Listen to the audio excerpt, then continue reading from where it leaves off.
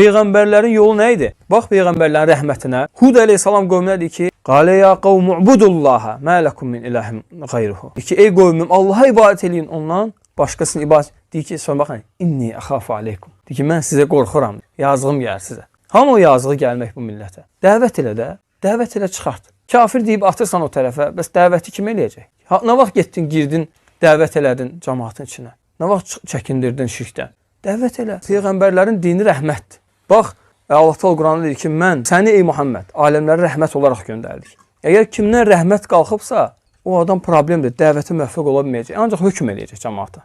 Bax, hətta kimdə rəhmət yoxdursa, elmə də müvəffəq ola bilmir o. Mümkün deyil. Salih əl-Şeyx Hafizəhullah buyurur ki, kimdə məxluqata qarşı rəhmət yoxdursa, heç vaxt elmə müvəffəq ola bilməz. Peyğəmbər sallallahu əleyhi və səlləm nə deyir? Deyir ki, İrhamu mən fil ard, yerhamukum mən fis səma. Yerdəkilərə rəhm edin ki, göydəki də sizə rəhm eləsin. Yerdəkilərə olunan ən böyük rəhmət Allahın dinini onlara çatdırmaqdır. Çünki sən onlar yeməkdən, içməkdən uzaq olsalar, uzaqbaşı dünyası onların fəsad olar. Amma risalətdən, Qurandan, sünnədən uzaq olsa, axirətdən ən böyük xüsran da odur elə. Axirətdən uzaq qalmaq, cəhənnəmə düşmək.